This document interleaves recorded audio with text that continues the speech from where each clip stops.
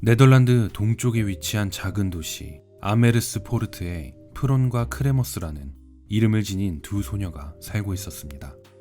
어린 소녀들은 늘 함께 다니는 단짝이었고 서로를 응원하며 의지하는 관계였습니다. 해가 지고 집으로 돌아갈 때쯤이면 밤하늘에 수없이 많은 별들을 보며 늘 부푼 꿈을 꾸었을 만큼 똑똑하고 열정적이었습니다. 우리가 성인이 되면 반드시 함께 모험을 떠나자 소녀들은 그렇게 약속했습니다. 시간이 지나 소녀들이 성인이 된 무렵 낙관적이고 진취적이며 매우 똑똑하기까지 했던 프로는 데벤테르에서 응용과학 학위를 받아 대학을 졸업하고 184cm의 건장한 체격으로 프로 배구 선수로 활동을 시작했습니다. 책임감이 강하고 사교성이 좋았던 크레머스는 교육자의 꿈을 꾸며 위트레흐트 대학교에서 미술교육과 전공으로 교육학 공부를 하고 있었습니다. 그녀들은 흔히 말하는 수재들이었습니다. 지혜롭고 긍정적인 사고방식을 가지고 있었고 주변의 사람들과의 관계도 매우 좋았으며 활동적이기까지 하여 많은 스포츠를 경험했죠. 성인이 된 그녀들은 어릴 적부터 꿈꾸었던 모험에 대해 이야기하기 시작했고 항상 꿈꾸던 일이 현실로 다가올 생각에 벅찬 마음을 다스리며 차근차근 계획을 세워나갔습니다. 목적지는 네덜란드로부터 9,000km나 떨어진 중앙아메리카에 위치한 파나마였고 그녀들은 그곳에서 6주의 기간 동안 여행과 트레킹, 지역사회를 위한 봉사활동까지 계획하며 의미 있는 경험을 쌓고자 했습니다. 그녀들은 여행에 필요한 경비를 저축하기 위해 6개월 전부터 아메르스포르트의 기숙사로 함께 이사하며 카페와 레스토랑에서 아르바이트를 시작했고 번 돈은 고스란히 저축하며 여행을 위해 스페인어까지 열심히 배웠습니다. 그렇게 그녀들은 어릴 적 꿈꾸었던 모험을 부푼 기대와 설레임을 안고 떠났습니다. 2014년 3월 15일 파나마. 그녀들은 6주의 기간 동안 계획된 여행의 목적지에 도착했습니다. 처음 2주 동안은 지역사회 봉사활동을 하기 위한 코스타리카 국경 근처 자그마한 마을인 보켓을 향해 이동하며 관광지 여행을 시작했습니다. 그렇게 이동하는 동안 많은 사람들과 만나며 교류했고 그녀들만의 자유를 만끽했습니다. 2주 후인 4월 1일 그녀들은 근처 관광 명소인 피아니스타의 오솔길로 숙소에서 기르던 개 블루를 데리고 하이킹을 나섰습니다. 택시를 타고 피아니스타 오솔길에 도착한 그녀들은 주변을 걸으며 찍은 사진들과 오솔길에 오르기 전 젊은 네덜란드 남자 2명과 함께한 식사를 기념하여 찍은 사진들을 페이스북에 업로드하기도 했습니다. 그렇게 온라인상에서도 하이킹 근황들을 올리며 지인들과 소통하던 그녀들은 늦은 밤이 되었는데도 돌아오지 않았고 그렇게 흔적도 없이 사라졌습니다. 두 사람이 머물던 집 주인은 늦은 밤이 되어도 그녀들이 돌아오지 않자 이상하다고 생각했습니다. 피아니스타 오솔길은 지역에서 꽤 유명한 관광 명소로 관광객의 발걸음이 끊이지 않는 곳이어서 큰일이 일어났을 것이라고는 생각하지 않았죠. 하지만 늦은 밤 같이 하이킹을 나갔던 개만 혼자 돌아온 것을 보고 상황이 심상치 않음을 직감했습니다. 그녀들은 가족들에게 매일 보내던 문자 메시지와 전화도 더 이상 없었으며 페이스북에서의 사진 업로드와 소통도 끊어졌고 다음 날인 4월 2일 아침에 현지 가이드와 만나기로 했지만 나타나지 않았습니다. 결국 집 주인은 경찰에 실종 신고를 했고 하루가 지난 4월 3일부터 지역 경찰들은 현지 주민들을 동원해 대대적인 수색 작업에 나섰습니다. 하지만 작은 마을인 보켓에는 인력도 장비도 모두 부족했고 날씨까지 흐려져서 수사는 진전이 될 기미가 보이지 않았으며 프론과 크레머스의 흔적은 수색 5일 동안 단 하나도 발견하지 못했습니다. 실종된 지 5일이 지난 4월 6일 그녀들의 가족이 현지에 도착했고 네덜란드 정부는 수색 작업을 돕기 위해 경찰 인력과 경찰견, 현지 조사를 위한 유명한 사설 탐정까지 지원했으며 정부 차원에서 현지 주민들에게 보상금 3만 달러라는 거금을 걸고 다시 수색 작업을 시작했습니다.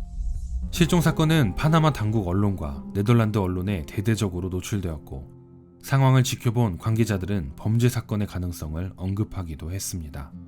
실종된 지 10주가 지난 어느 날 현지 주민이 프론의 청색 배낭을 발견했습니다. 마을 근처의 강둑 옆 논에서 발견되었는데 배낭을 발견한 주민은 어제까지만 해도 논에는 가방이 없었다고 주장했고 경찰들은 이를 매우 이상하게 생각했습니다. 마치 누가 그 자리에 가져다 놓은 듯 했으며 배낭 안에는 선글라스 2개와 현금, 여권과 물병, 카메라, 핸드폰 등이 이제 막 여행을 위해 짐을 싼 것처럼 매우 좋은 상태로 포장되어 있었습니다. 게다가 아주 이상했던 것은 가방에서 신원을 알 수 없는 각각 다른 지문이 34개나 발견되었습니다. 가장 중요한 단서가 될 수 있는 핸드폰 속 통화 이력에는 하이킹을 시작한 지 몇 시간 후부터 지속적으로 발신한 112와 119의 기록을 찾아낼 수 있었습니다. 기록상에서는 하이킹 시작 1시간 후 전화를 시도한 것으로 알 수 있는데 복잡한 오솔길에서의 수신 불량과 배터리 문제로 제대로 된 통화는 단 한 번도 이루어지지 못했습니다.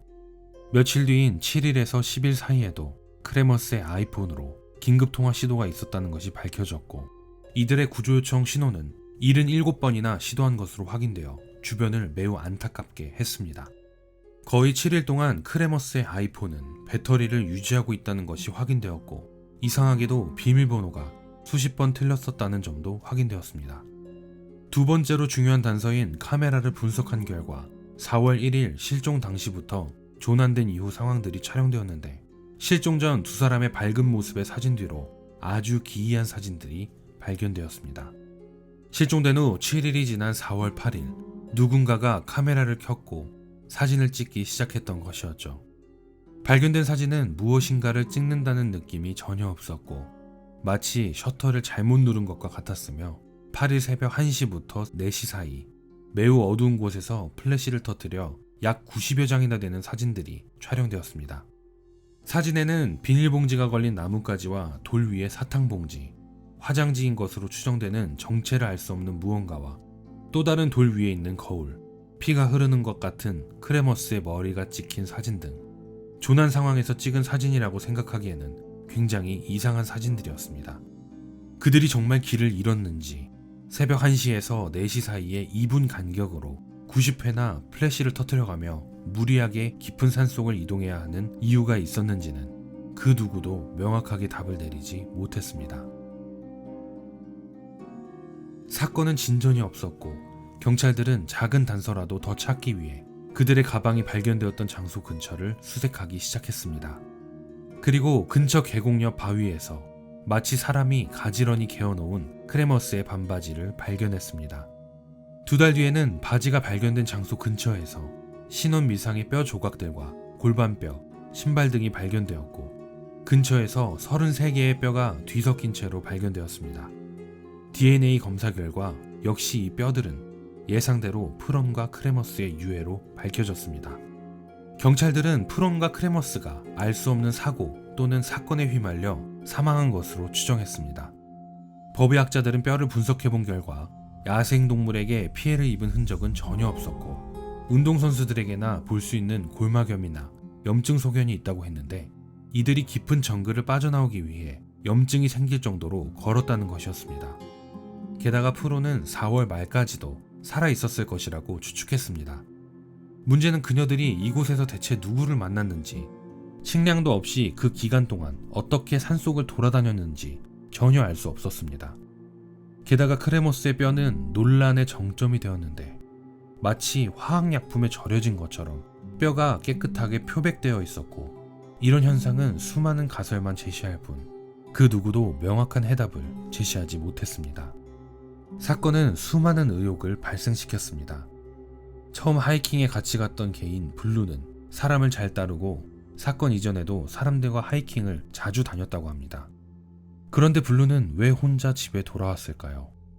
게다가 피아니스타의 오솔길은 하이킹 관광 명소로 사람들이 많이 왕래하는 곳이며 곳곳에 피난소와 집들도 많았으나 그런 곳들을 이용했다거나 지나친 흔적이 전혀 없었습니다. 발견된 가방에서는 어떠한 이유로 신원을 알 수 없는 지문이 34개나 발견되었으며 카메라 속에 기이한 사진 90여 장과 발견된 아이폰에서는 비밀번호가 수십 번 틀렸다는 점까지 그 누구도 설득력 있는 이론을 제시하지 못했고 이렇게 무수한 의혹만을 남긴 채 사건은 종결되었습니다. 그리고 프롬과 크레머스의 유해는 고국으로 돌아가 네덜란드에 안장되었습니다.